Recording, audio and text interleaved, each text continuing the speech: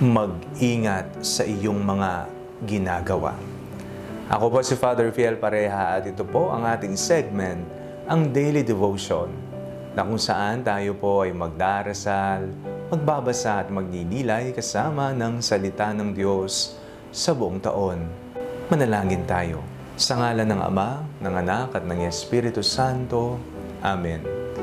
Halina, banal na Espiritu, liwanagan mo ang aming puso at isip, nang maunawaan at maisabuhay namin ang iyong salita.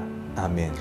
Our Bible passage for today is from the Gospel of St. Matthew chapter 25, verses 31 to 46, and I read it for you.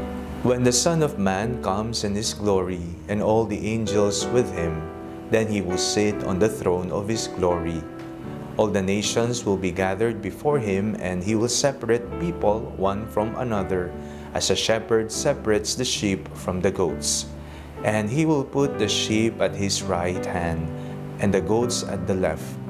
Then the king will say to those at his right hand, "Come, you that are blessed by my Father, inherit the kingdom prepared for you from the foundation of the world.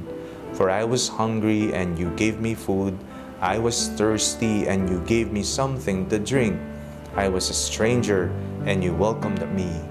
I was naked, and you gave me clothing. I was sick, and you took care of me. I was in prison, and you visited me." Then the righteous will answer him, "Lord, when was it that we saw you hungry and gave you food, or thirsty and gave you something to drink? And when was it that we saw you a stranger and welcomed you, or naked and gave you clothing? And when was it that we saw you sick or in prison and visited you?"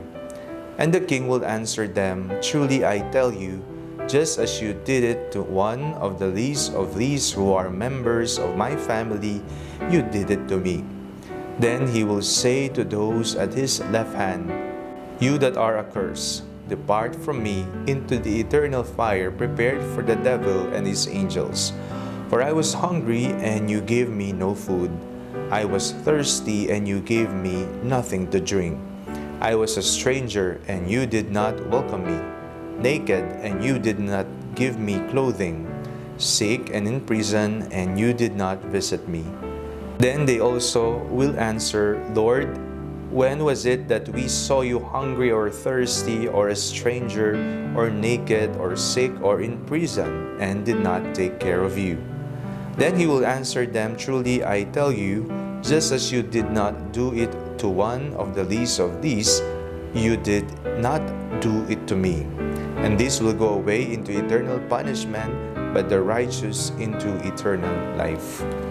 Kumusta ang iyong mga ginagawa sa buhay? Ang bawat nating aksyon ay may kaakibat na reaksyon.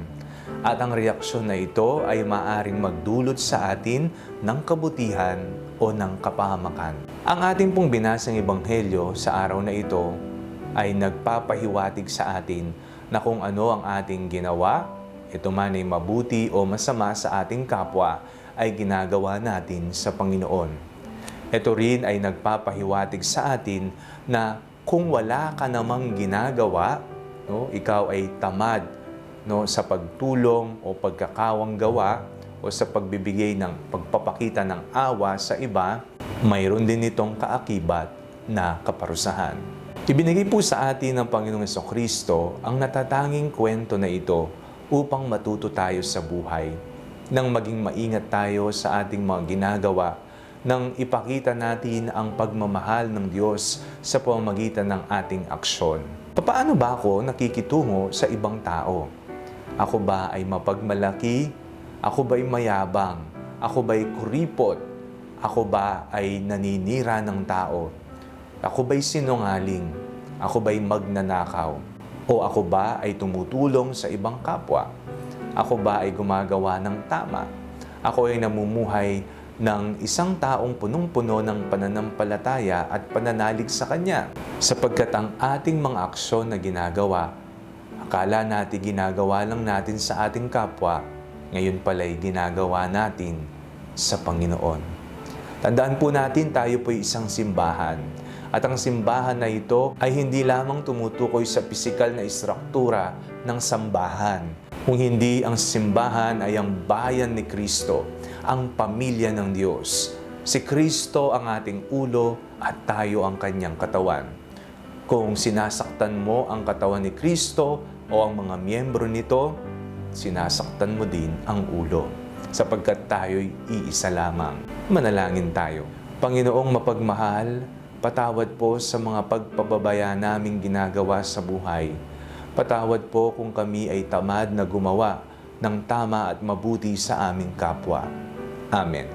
Sa ngalan ng Ama, ng Anak at ng Espiritu Santo. Amen.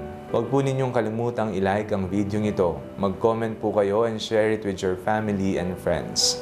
Ang panalangin bago matulog ay may sariling Facebook page na po. Huwag niyo pong kakalimutang mag-like at mag-follow dito, and do not forget to subscribe to our YouTube channel. I-click niyo lamang po ang link na nasa description ng video ito, o kaya naman po i-just search Father Fiel Pareha. God bless you po.